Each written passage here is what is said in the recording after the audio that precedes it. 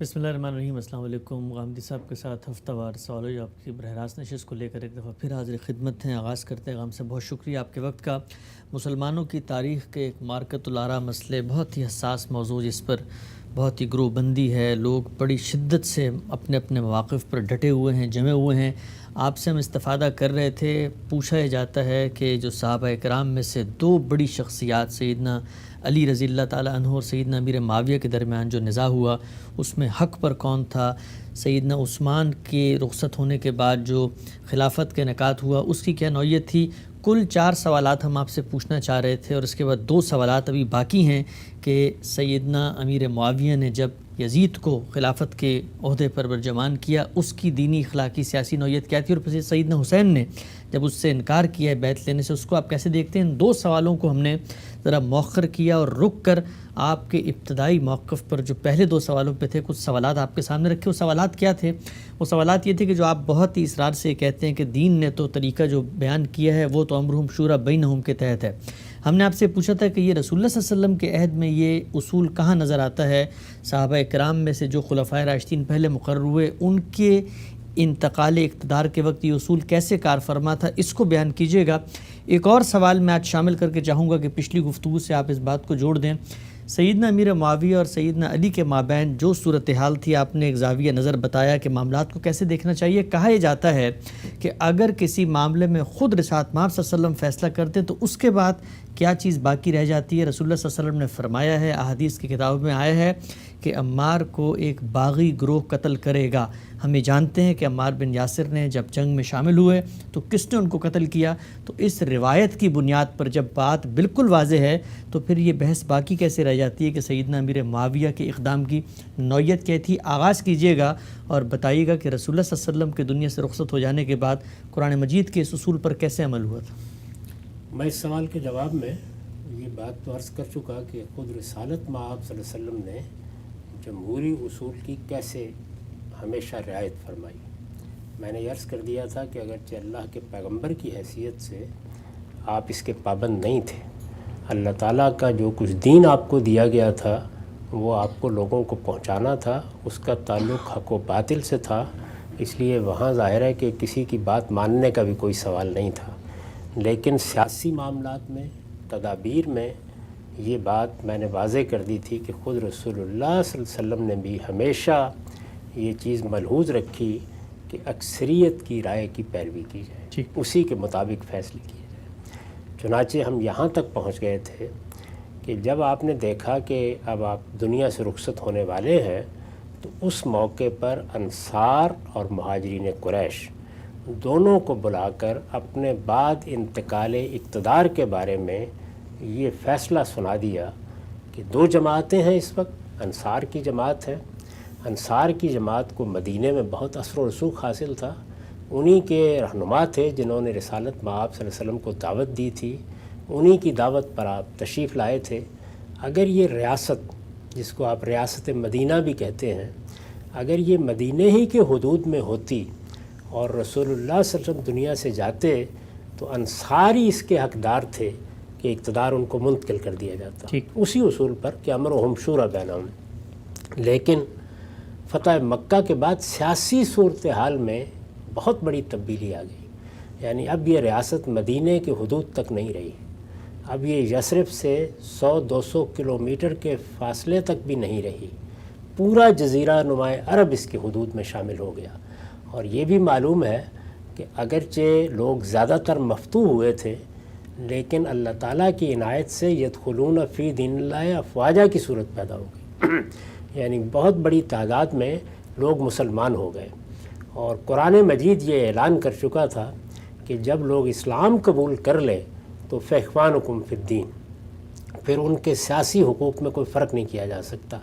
تو اس سیاسی تبدیلی کو، یعنی سیاسی صورتحال کی تبدیلی کو پیش نظر رکھتے ہوئے جو 2 جماعتیں اس وقت موجود تھیں، ایک انصار کی جماعت، دوسری مہاجرین قریش کی، رسالت مآب صلی اللہ علیہ وسلم نے امرہم شورا بینہم کے اصول کی پیروی میں یہ اعلان فرما دیا کہ میرے بعد اقتدار مہاجرین قریش کی جماعت کو منتقل ہو جائے گا۔ اور میں نے یہ بتایا تھا کہ اس کے لیے جو آپ نے الفاظ فرمائے ان میں پوری دلیل بیان کی ہے، اور یہ ہمارے ہاں حدیث کی مستند ترین کتابوں میں نقل ہوا ہے کہ یہ فرمایا تھا کہ میں یہ فیصلہ کس بنیاد پر کر رہا ہوں، اور آپ ہی کے لیے یہ فیصلہ کرنا کیوں ضروری تھا۔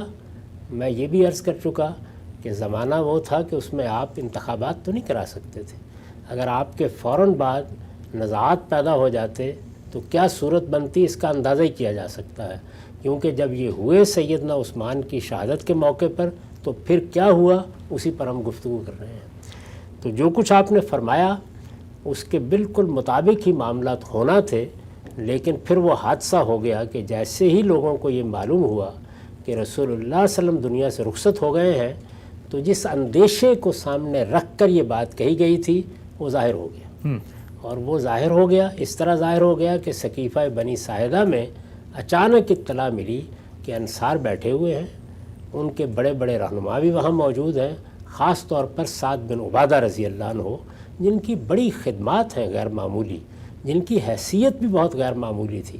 مدینہ میں وہ ایک متمول ترین آدمی تھے، ان کے بارے میں بیان کیا جاتا ہے کہ ہر شام اعلان ہوتا تھا کہ جس آدمی کو کھانا چاہیے ہو، جس کو کہیں سونا ہو، وہ آ جائے، یعنی اس طرح کی شخصیت تھی ان کی، اور لوگوں کی نگاہیں ان کی طرف پڑ سکتی تھیں۔ تو وہاں سقیفہ بنی ساعدہ میں انصار موجود ہیں، اور یہ گفتگو ہونا شروع ہو گئی ہے کہ اب اقتدار انصار کو منتقل ہونا چاہیے، یعنی انصار ہی نے مہاجرین قریش کو پناہ دی تھی۔ یہ میں عرض کر چکا کہ رسالت مآب صلی اللہ علیہ وسلم کافی عرصہ پہلے، یعنی اندازہ ہوتا ہے کہ وفات سے کوئی 1-1.5 سال پہلے یہ فرما چکے تھے، یہ ہدایت آپ نے کر دی تھی۔ تو جب یہ اطلاعات ملی تو آپ دیکھیے کہ میں تاریخ میں جو اخبار احاد ہوتی ہیں جن میں عام طور پر اختلافات ہوتے ہیں ان کو کبھی موضوع نہیں بناتا۔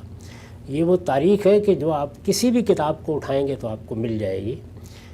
جب یہ اطلاع ملی اور سیدنا ابو بکر صدیق کو، سیدنا عمر کو، بعد میں ابو عبیدہ بن الجراح بھی شامل ہو گئے، ان بزرگوں کو جب یہ اطلاع ملی تو اندازہ ہوا کہ یہ تو ایک بڑا فساد پیدا ہو جائے گا اس کے نتیجے میں۔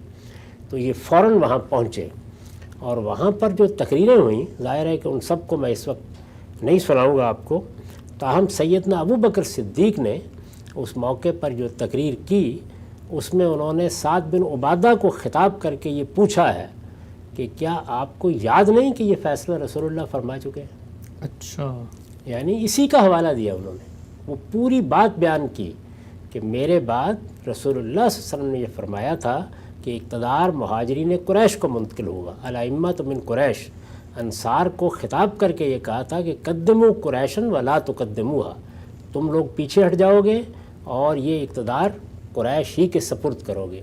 اس کی دلیل بیان فرمائی تھی کہ العرب لا تعرف هذا الامر الا لهذا الحی، عرب کے لوگ قریش کے سوا کسی کی قیادت کو جانتے ہی نہیں ہیں۔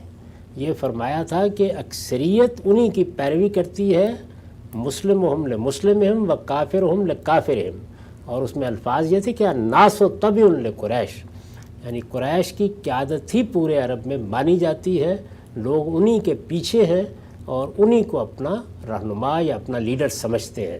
اور میں یہ عرض کر چکا کہ اگرچہ قریش کی قیادت تو ساری کی ساری بدر میں کھیت رہی تھی، لیکن ایک نئی قیادت پیدا ہو چکی تھی، وہ قیادت رسالت مآب صلی اللہ علیہ وسلم کی دعوت نے پیدا کی۔ تو سیدنا ابو بکر نے اسی فیصلے کا حوالہ دیا۔ جس وقت انہوں نے یہ روایت سنائی اور پھر سعد ہی سے پوچھا، یعنی ان سے پوچھا، سعد بن عبادہ سے، انصار کے سب سے بڑے لیڈر سے یہ پوچھا کہ آپ کو یاد نہیں ہے کہ کیا ہوا تھا؟ تو انہوں نے کہا کہ صدقتا، آپ نے بالکل صحیح فرمایا، یعنی ان کی طرف سے اس روایت کی، اس واقعے کی تصدیق ہو گئی۔ اور پھر سیدنا عمر نے وہ ارادہ کیا کہ اب اگر یہ اس طرح فتنہ پیدا ہو گیا ہے اور لوگ ایک معاملے کو اس طرح فراموش کر چکے تھے اور اس وقت جذبات کی رو میں بہہ کر یہ صورتحال پیدا ہو گئی تھی، تو ایسا نہ ہو کہ شیطان کوئی اور خرابی پیدا کر دے، تو انہوں نے پھر سیدنا ابو بکر صدیق کی بیعت کا فیصلہ کیا تاکہ کم سے کم انصار کی حد تک یہ معاملہ صاف ہو جائے۔ اس کی انہوں نے پوری تفصیل خود بیان فرمائی ہے، یعنی وہ یہ کہتے ہیں کہ میرے اس اقدام سے استدلال کر کے کوئی آدمی کبھی یہ خیال نہ کرے کہ اسی طرح سے وہ بھی مسلمانوں کا حکمران بن بیٹھے گا۔ اچھا، یاد رکھو، مسلمانوں کی حکمرانی کے لیے لا خلافت الا مشورۃ من المسلمین، مسلمانوں کی رائے کے بغیر کسی حکومت کا کوئی تصور نہیں۔ پھر انہوں نے اس موقع پر جو اقدام کیا تھا اس کی حکمت واضح کی ہے کہ میں نے کس انتشار کو، کس فتنے کو روکنے کے لیے یہ اقدام کیا تھا۔ پھر دلیل دی ہے اس بات کی، اور اس میں یہ کہا ہے کہ یہ میں نے کس شخص کے بارے میں اقدام کیا تھا، اس شخص کے بارے میں کیا تھا کہ تقطع الاعناق ہے، جس کے سامنے سب کی گردنیں جھک جاتی ہیں۔ تو میں نے آپ کو یہ بتایا تھا کہ ایسا ہوتا ہے بعض اوقات کہ لوگوں کے درمیان ایک ایسی شخصیت موجود ہوتی ہے جس کے بارے میں دو رائوں کا امکان نہیں ہوتا، یعنی ہر آدمی جانتا ہے۔ مثالیں بھی اس کی سامنے رکھی جا سکتی ہیں۔ جماعت اسلامی میں یہ چیز مولانا سید عبداللہ صاحب مودودی کی زندگی میں زیر بحث ہو تو کوئی سوال نہیں ہے کہ کوئی اختلاف کرے گا۔ پیپلز پارٹی میں یہ چیز ذوالفقار علی بھٹو صاحب کی زندگی میں زیر بحث آئے تو کوئی سوال نہیں ہے کہ کوئی اختلاف کرے گا۔ یہ میں نے صرف بات سمجھانے کے لیے مثالیں دی۔ تو صحابہ کی جماعت میں یا اس وقت جو مسلمان تھے ان کے اندر سیدنا صدیق کی یہی حیثیت تھی، جس کو سیدنا عمر نے ان الفاظ میں بیان کیا ہے کہ تقطع الاعناق ہے، سب کی گردنیں ان کے سامنے جھک جاتی تھیں۔ انہوں نے یہ فیصلہ کیا۔ تو میں نے یہ عرض کیا کہ بالکل جمہوری اصول پر انتقال اقتدار ہوا، یعنی مہاجرین قریش کو اقتدار منتقل کر دیا گیا۔ مہاجرین قریش میں سے سیدنا صدیق کا انتخاب اس طریقے سے ہوا۔ اگلے دن وہ کوئی لشکر لے کر مسجد میں نہیں آئے، کوئی مسلمانوں کے کسی گروہ پر چڑھائی نہیں کی گئی، اگلے دن کوئی جنگ و جدال کی نوبت نہیں آئی، کسی نے آ کے شہر کا محاصرہ نہیں کیا۔ یعنی سیدنا عمر نے اپنے اس فیصلے کا اگلے دن لوگوں کو مسجد میں حوالہ دیا اور قریش کی پوری لیڈرشپ نے اس فیصلے کو قبول کر لیا۔ لیکن لوگ کب شریک ہوئے؟ سب کے سب مل کے؟ وہی تو میں گزارش کر رہا ہوں کہ انہوں نے یہ بتایا کہ میں نے اس موقع پر، اس محل میں، اس طرح کی صورتحال میں کل انصار کے سامنے یہ بات رکھی تھی، اور انصار کی پوری لیڈرشپ وہاں موجود تھی، اور وہاں انصار کے سب لوگوں نے اس کو قبول کر لیا تھا، اور یہ میں فیصلہ لے کے آپ کے سامنے آیا ہوں۔ تو اب ظاہر ہے کہ وہاں مسجد میں مہاجرین قریش کی ساری لیڈرشپ موجود تھی، ان میں سے کسی نے اس پر اعتراض نہیں کیا، کسی نے اس کے اوپر دو رائے بھی نہیں دی، کچھ بھی نہیں ہوا۔ اور اگر کسی نے یہ کہا بھی کہ ہمیں بلا لیا ہوتا یا انتظار کر لیا ہوتا تو وہ بھی کوئی اختلاف کرنے کے لیے نہیں کہا، اور اصول جمہوریت کا ہے، یعنی اکثریت نے اس بات کو اگر قبول کر لیا ہے بغیر کسی تردد کے تو ظاہر ہے کہ امرہم شورا بینہم کا امتثال امر ہو گیا ہر لحاظ سے۔ تو یہ میں گزارش کر رہا تھا، اور یہ بتانے کے لیے گزارش کر رہا تھا کہ ٹھیک اسی طرح ہوا، یعنی قبائلی معاشرے میں آپ اسی طرح اس اصول کی پیروی کریں گے۔ یہ بات کہ امرہم شورا بینہم ہوگا، اس کا مطلب کیا ہے؟ بندوق فیصلہ نہیں کرے گی، تلوار فیصلہ نہیں کرے گی، کسی کے خصوصی استحقاق کی بنیاد پر، کسی کے تعلق کی بنیاد پر، کسی کے خاندان کی بنیاد پر فیصلہ نہیں ہوگا، بلکہ لوگوں کی بنیاد پر فیصلہ ہوگا۔ وہ اپنی رائے سے فیصلہ کریں گے۔ لوگوں کی رائے کیسے لینی ہے؟ آج کے زمانے میں آپ نے 10 طریقے ایجاد کر لیے ہیں، اس زمانے میں یہ طریقہ کیوں اختیار کیا گیا کہ مدینے میں لوگ اور قریش کی لیڈرشپ مطمئن ہو گئی ہے تو بس کافی ہے؟ کیوں اختیار کیا گیا؟ اب اس کو سمجھنا چاہیے۔ جی معاف کیجیے۔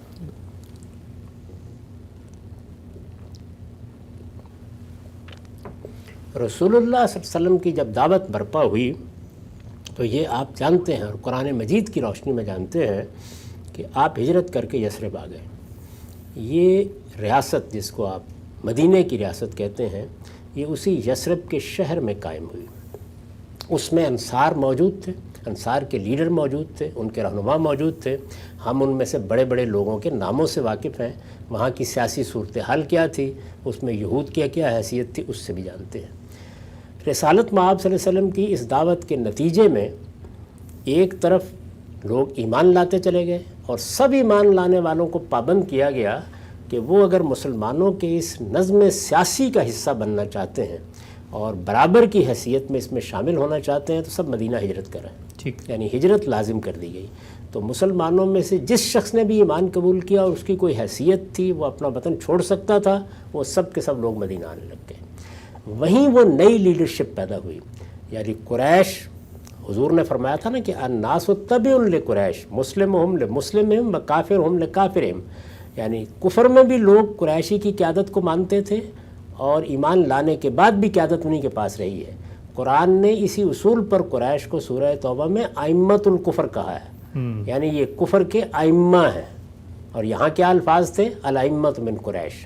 تو گویا یہ لوگ تھے کہ جن میں سے جو لوگ ایمان لائے اب مسلمانوں کی قیادت وہی کر رہے تھے. ٹھیک. یعنی اس سے پہلے جو لوگ اہل کفر کی قیادت کر رہے تھے وہ کم و بیش سارے کے سارے بدر میں ختم ہو گئے تھے. نئی قیادت پیدا ہوئی، یعنی سیدنا صدیق تھے، سیدنا عمر تھے، سیدنا عثمان تھے، سیدنا علی تھے، یا جتنے بھی لوگ تھے، بہت سے لوگ تھے. معاذ بن جبل کی بڑی خاص حیثیت تھی، سیدنا عمر کے علاوہ ابو عبیدہ بن الجراح کی بڑی غیر معمولی حیثیت تھی، بہت سے لوگ تھے. تو یہ جتنے لوگ تھے یہ مدینہ میں آ چکے ہوئے تھے. گویا اس موقع کے اوپر جو بھی لیڈرشپ موجود تھی وہ ساری کی ساری اس چھوٹے شہر میں موجود تھی. میں نے جو بار بار آپ کو توجہ دلائی کہ آپ کسی جمہوری اصول کو اس وقت تک زمین پر نہیں لا سکتے جب تک کہ آپ ایک ایوان نمائندگان پیدا کرنے میں کامیاب نہیں ہو جاتے. اب ایوان نمائندگان، ہاؤس آف ریپرزنٹیٹیوز، یا جن کو ہماری اصطلاح میں ارباب حل و عقد کہا جاتا ہے، یہ اس وقت رسالت مآب صلی اللہ علیہ وسلم کی دعوت کے نتیجے میں یہ سب کے سب مدینہ میں موجود تھے. تو گویا ایک ہاؤس آف ریپرزنٹیٹیوز اس تاریخی عمل کے نتیجے میں وجود پذیر ہو چکا تھا. اچھا. یعنی باقی عرب کی کیا صورتحال تھی؟ ابھی عرب بھی تک اقتدار تھا، آگے نہیں بڑھی تھی بات. باقی عرب کی کیا صورتحال تھی؟ مفتوح ہوا. اس مفتوحہ علاقے کی کوئی ذمہ داریاں ابھی اس طریقے سے نہیں تھی. جو لوگ مسلمان ہو رہے تھے ان میں سے بھی، یعنی یدخلون فی دین اللہ افواجا، اللہ کے دین میں داخل ہو رہے تھے، ان میں سے بھی وہ لوگ کے جو کوئی ممتاز حیثیت رکھتے تھے وہ سب مدینہ ہی آ رہے تھے. تو گویا ایک لحاظ سے مدینہ نہ صرف یہ کہ ایک شہر تھا، نہ صرف یہ کہ ایک دارالحکومت بن چکا تھا، اس کے ساتھ اس زمانے میں جو کچھ لوگ بھی مسلمان ہوئے، اور ظاہر ہے کہ یہ حضور کی زندگی کے آخری سال میں ہوا کہ بڑے پیمانے کے اوپر لوگ اب گویا اس کا حصہ بن گئے. تو جو لوگ بھی اس نظم میں شامل ہوئے اور فاخوانکم فی الدین کے اصول کے اوپر ان کی برابری کی حیثیت ہو گئی، جو لوگ بھی تھے ان کی تمام تر لیڈرشپ، ساری کی ساری قیادت یہی مدینہ میں موجود تھی. تو ہاؤس آف ریپرزنٹیٹیو در حقیقت رسالت مآب صلی اللہ علیہ وسلم کی غیر معمولی شخصیت نے، آپ کی دعوت نے، اس سارے عمل نے، جس میں قریش کی قیادت ختم ہوئی، جس میں بدر و احد کے مارکے ہوئے، یہ ہاؤس آف ریپرزنٹیٹیو یہاں مدینہ میں پیدا کر دیا تھا. اور یہ ہر لحاظ سے قریش کی پوری قوت کی نمائندگی کرتا تھا. یعنی سارے لوگ انہی کی طرف دیکھ سکتے تھے.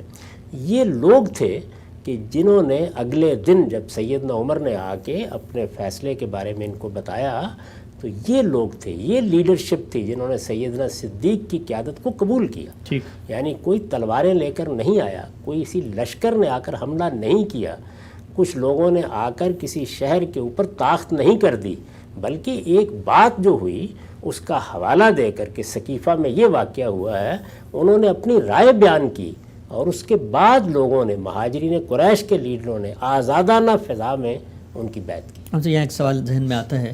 وہ سوال یہ ہے کہ یہ بات تو دو چار کی طرح واضح ہے کہ جیسے سیدنا ابوبکر کا انتخاب ہوا، جو قرآن کا اصول تھا وہ کیسے اس زمانے میں روبہ عمل ہوا. سوال ذہن میں یہ آتا ہے اگر یہ نہ ہوتا، رسالت مآب صلی اللہ علیہ وسلم کا یہ قول سامنے نہ آتا، آپ صلی اللہ علیہ وسلم یہ ارشاد نہ فرماتے اور ہاؤس آف ریپرزنٹیٹیو نہ بنتا، سوال میں آپ سے پوچھنا چاہتا ہوں کیا یہ منصب رسالت کی ذمہ داریوں میں تھا کہ امرہم شورا بینہم کو رسالت مآب صلی اللہ علیہ وسلم اپنے بعد زمین پہ لانے کے لیے کوئی ہاؤس آف ریپرزنٹیٹیو یا کوئی میکینزم دیتے؟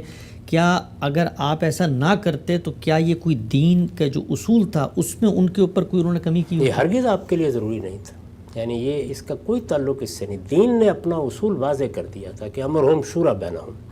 اب اس اصول پر عمل پیرا ہونے کا راستہ کیا نکالنا ہے یہ مسلمانوں کو کرنا تھا. اچھا، یہ بات بہت اچھی طرح سے سمجھ لیجئے کہ اسلام کی ہدایت ان تمام چیزوں کا جواب دینے کے لیے نہیں ہے.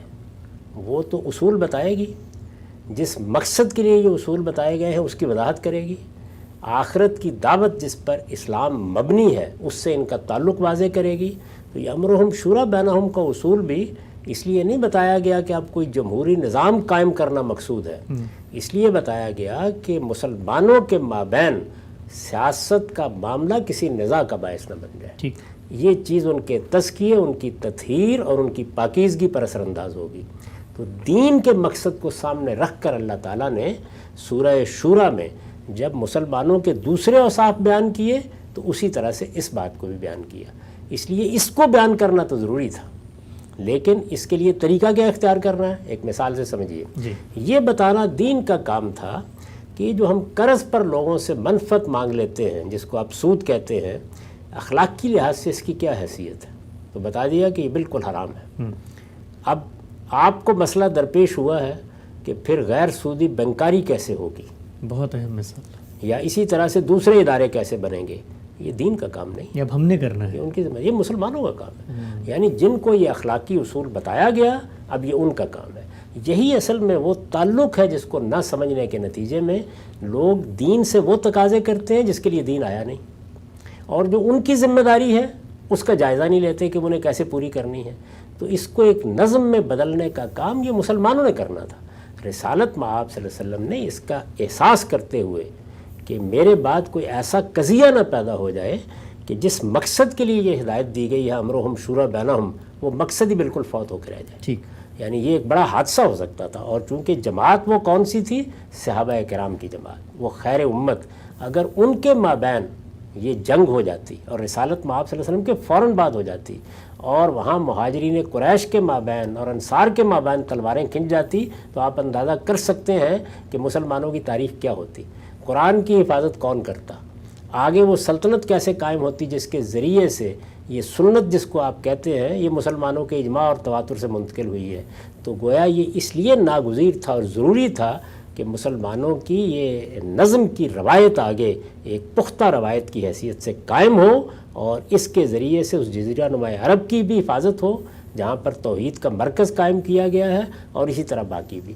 تو اللہ تعالیٰ نے جو ذمہ داری مسلمانوں کو انجام دینی تھی اس کے بعد میں اپنے پیغمبر کے ذریعے سے یہ رہنمائی فرمائی. یہ عنایت تھی، کوئی ضروری نہیں. ہم سب آخری سوال آج کے نشست کا، پہلے خلیفہ کے حوالے سے دین کا یہ اصول کیسے روبہ عمل ہوا؟ جمہوری جو اصول تھا کہ شورا کی بنیاد پر فیصلہ ہوگا، ہم شورا بین. ایک آخری سوال میں یہ پوچھنا چاہتا ہوں کہ لوگ یہ کہتے ہیں کہ چلیں آپ نے ثابت کر دیا کہ رسالت مآب صلی اللہ علیہ وسلم نے ارشاد فرمایا تھا اس عہد قبائلی تمدن میں جو تقاضے تھے امرہم شورا بینہم پر عمل کرنے کے وہ بھی پورے ہو گئے.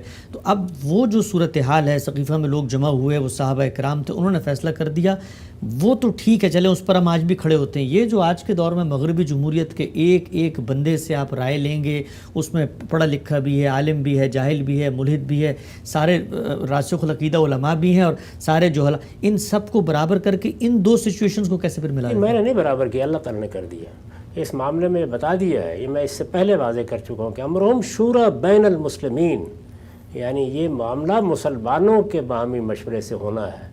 اس میں یہ الفاظ نہیں ہے کہ امرہم شورا بین العلماء، یہ الفاظ نہیں ہے کہ امرہم شورا بین اہل الحل والعقد، اس طرح کے کوئی الفاظ نہیں ہے.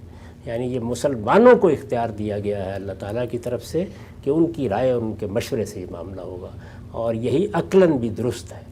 میں اس سے پہلے بھی گزارش کر چکا کہ دو ہی صورتیں ہو سکتی ہیں، لوگوں کی حکومت کا فیصلہ یا اس کائنات کا خالق کرے گا، یا وہ لوگ کریں گے جن پر حکومت ہونی ہے، اور اس میں کسی کے مابین کوئی تفریق نہیں ہو سکتی. اگر آپ کو لوگوں کی رہنمائی کرنی ہے کہ وہ کن لوگوں کا انتخاب کریں، ضرور کریں، لیکن یہ حق کس کا ہے کہ وہ اپنے لیے حکمران کا انتخاب کرے؟ یہ اصل میں انہی لوگوں کا حق ہے جن پر حکومت قائم ہونی ہے. عقلاً بھی یہی صحیح ہے اور قرآن مجید نے بھی یہی بات کہی ہے. اس وقت جو بات بتانا مقصود تھا وہ یہ ہے کہ یہ یوں نہیں ہے کہ سقیفہ میں کوئی فیصلہ ہوا ہے. وہاں سیدنا عمر نے ایک رائے قائم کی، اور اس کے لیے ایک دوسری جماعت سے جو اپنے اقتدار کا مطالبہ کر رہی تھی، کر سکتی تھی، جب اس پر حق واضح ہو گیا، جب اس نے بات سمجھ لی، تو ان سے بیعت لے لی تاکہ کسی انتشار اور فتنے کی صورت پیدا نہ ہو. اگلے دن مسجد نبوی میں وہ آئے تو کوئی تلوار لے کر نہیں آئے، کوئی لشکر لے کر نہیں آئے. وہاں آزادانہ طور پر قریش کی، مہاجرین قریش کی پوری لیڈرشپ نے اس فیصلے کو شرح صدر کے ساتھ قبول کیا. اگر کوئی ایک آدھ اختلاف ہوا بھی تو اس کا جواب دے دیا گیا، اور اگر کوئی اس اختلاف کو اہمیت بھی دے تب بھی کوئی فرق نہیں پڑتا، اس لیے کہ امرہم شورا بینہم کا ناگزیر تقاضا کیا ہے؟ اکثریت کی رائے فیصلہ کن ہو جائے گی، اور وہ اکثریت کی رائے فیصلہ کن ہوئی، اور بالکل جمہوری اصول کے مطابق سیدنا صدیق کو اقتدار منتقل ہو. ہم سے پہلے خلیفہ راشد کے انتخاب کے حوالے سے قرآن مجید کا یہ اصول کیسے اس زمانے میں روبہ عمل ہوا، تفصیلی استفادہ کیا آپ نے. باقی خلفاء کے معاملے میں کیا ہوا، اور پھر اس کے بعد سب سے اہم سوال جو سیدنا امیر معاویہ سیدنا علی کے مابین نزاع ہوا، اس میں حدیث عمار کا ہے کہ جب رسالت مآب صلی اللہ علیہ وسلم نے فیصلہ فرمایا کہ عمار کو باغی گروہ قتل کرے گا تو اس کے بعد کیا گنجائش باقی رہ جاتی ہے، اس روایت پہ براہ راست میں آپ سے سوال کروں گا۔ وقت ہمارا یہاں پہ ختم ہوتا ہے، دوبارہ حاضر خدمت ہوں گے، اب تک آپ کے وقت کا بہت شکریہ۔